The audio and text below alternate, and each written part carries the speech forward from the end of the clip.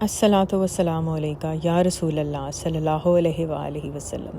السلام علیکم رحمۃ اللہ وبرکاتہ۔ اللہم صلی علی محمد وعلی آل محمد کما صلیت علی ابراہیم وعلی آل ابراہیم انک حمید مجید۔ اللہم بارک علی محمد وعلی آل محمد کما بارکت علی ابراہیم وعلی آل ابراہیم انک حمید مجید۔ میرے پاس آج یہاں جمعرات کی صبح ہے۔ جمعرات اور جمعہ دونوں دن کی بہت فضیلت بیان کی جاتی ہے۔ میں نے پہلے بہت ساری ویڈیوز میں اس بات کا ذکر کیا تھا کہ جمعرات کے دن اور جمعے کے دن ہم لوگ جو درود شریف پڑھتے ہیں، فرشتے اس کو خاص طور پہ اچھے طریقے سے لکھتے ہیں ہمارے کتاب میں۔ آج میں نے سوچا کہ کیوں نہ صبح صبح درود شریف کے متعلق ایک ویڈیو بنائی جائے۔ اس ویڈیو میں آج جو میں ذکر کروں گی اس کا مقصد یہ ہے کہ جب آپ کو کوئی مسئلہ درپیش ہوتا ہے، کوئی خواہش ہے آپ کی، آپ کو گائیڈنس چاہیے، خاص طور پہ آپ کو کوئی حل نظر نہیں آ رہا، تو درود شریف آپ کی ہیلپ کرتا ہے۔ اس سلسلے میں ایک واقعہ بیان کرتی ہوں۔ ایک یہ بہن کا واقعہ ہے، وہ بتاتی ہیں کہ کافی کچھ عرصے جیسے وہ بیمار تھیں، پریشان تھیں، اور ہمیشہ یہی سوچا کرتی تھیں کہ کہیں کوئی مسئلہ ہے، سوچتی اچھا نماز پڑھتی ہوں، قرآن پڑھتی ہوں، کچھ ایسے لگتا ہے جیسے کوئی چیز مسنگ ہے۔ وہ کہتی ہیں کہ ایک دن میں بہت بے جان سی حالت میں لیٹی ہوئی تھی، کچھ سمجھ نہیں آتا تھا کہ کچھ لمحے بعد کیا ہوگا، سمجھ کچھ نہیں آ رہا تھا کہ طبیعت کیوں خراب ہے، وجہ کیا ہے۔ بہرحال لیکن دل میں یہ احساس تھا بار بار کہ کچھ ایسی بات ہے کہ جو ان کی لائف میں مسنگ ہے اور وہ کچھ نہیں کر پا رہی۔ تو کہتی ہیں کہ اسی طرح بے بسی کی حالت میں لیٹے ہوئے میں نے درود شریف پڑھا اور دعا مانگی کہ جو میں چیز ڈھونڈ رہی ہوں وہ مجھے مل جائے۔ کہتی ہیں اسی طرح درود شریف پڑھتے پڑھتے میں سو گئی۔ خواب میں کیا دیکھتی ہیں، انہوں نے ایک اپنی جاننے والی دوسری خاتون کو دیکھا، ان کو وہ آنٹی بولتی ہیں۔ تو کہتی ہیں کہ ایسا لگتا تھا جیسے خواب ہے یا نہیں ہے خواب، شاید میں سوتے جاگتے میں کچھ اس طرح انہیں نظر آتا ہے کہ آنٹی ان کو ایک بہت سنہری چمکتی ہوئی موتی کے رنگ کی ایک تسبیح ان کو طرف پھینکتی ہیں، اور انہیں یہ احساس ہوتا ہے کہ یہ استغفار کی تسبیح ہے۔ تو آنٹی کہتی ہیں کہ یہ لو، تمہیں اس کی ضرورت ہے۔ بہرحال وہ بہن کہتی ہیں کہ میں تسبیح لے لیتی ہوں۔ صبح اٹھ کے وہ آنٹی کو کال کرتی ہیں اور کہتی ہیں کہ آنٹی جو پوچھتی ہیں کہ آپ کا اور استغفار کا کیا تعلق ہے۔ آنٹی کافی حیران ہوتی ہیں اور وہ کہتی ہیں کہ تم کیوں پوچھ رہی ہو یہ بات؟ تو وہ کہتی ہیں کہ نہیں، آپ پہلے مجھے بتائیں۔ بہرحال آنٹی بتاتی ہیں کہ ایک دفعہ ان کی ایک آنکھ کی بینائی کم ہونا شروع ہو گئی۔ انہوں نے کافی مشہور آئی اسپیشلسٹ کو دکھایا۔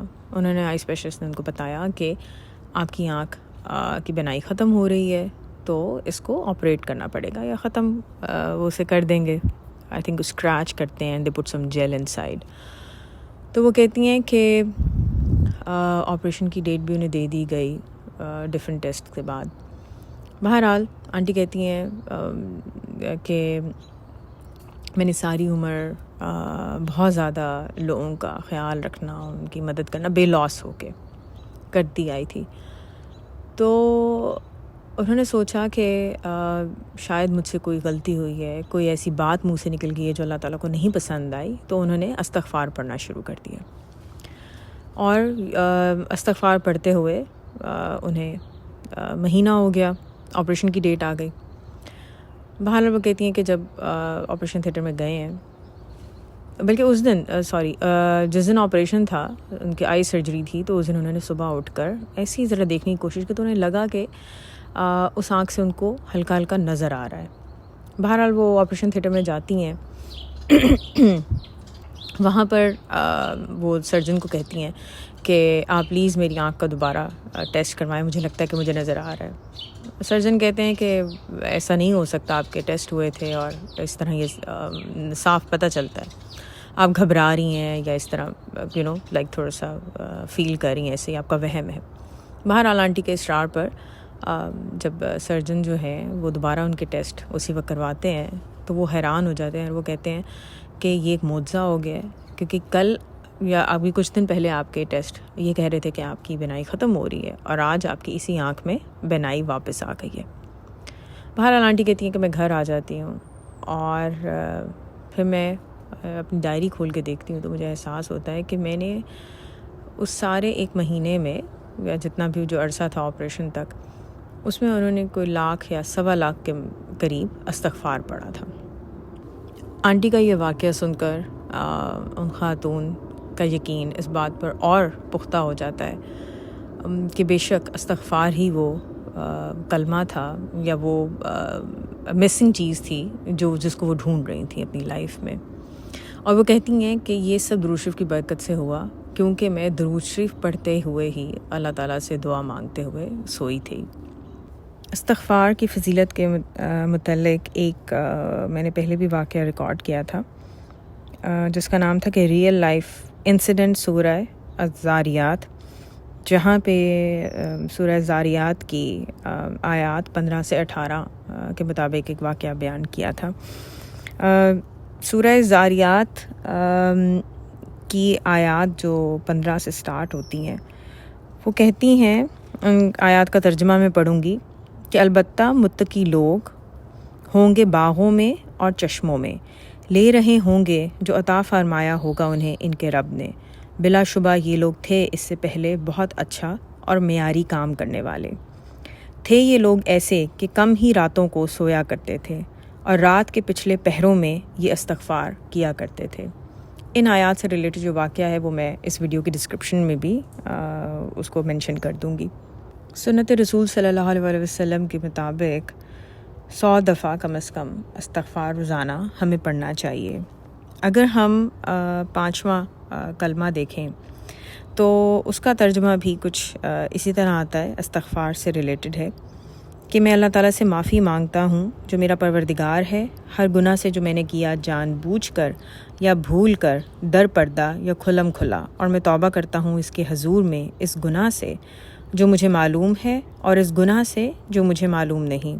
بے شک تو غیبوں کا جاننے والا اور عیبوں کو چھپانے والا ہے اور گناہوں کا بخشنے والا ہے، اور گناہوں سے بچنے کی طاقت اور نیک کام کرنے کی قوت اللہ تعالیٰ کی طرف سے ہے جو عالی شان اور عظمت والا ہے۔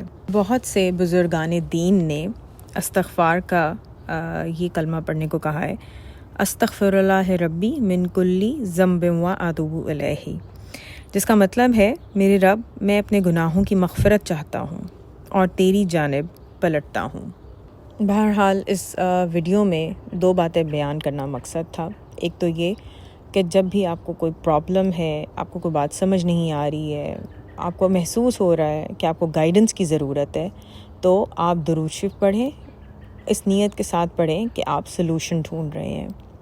اور دوسری بات یہ کہ استغفار جو ہے ہمیں کم از کم روز 100 دفعہ ضرور پڑھنا چاہیے۔ اللہ تعالیٰ ہم سب کے گناہوں کو معاف کریں اور ہمارے اعمال کو اس قابل بنائیں کہ قیامت کے دن حضور صلی اللہ علیہ وسلم کو ہم پر فخر ہو۔ السلام علیکم رحمۃ اللہ وبرکاتہ۔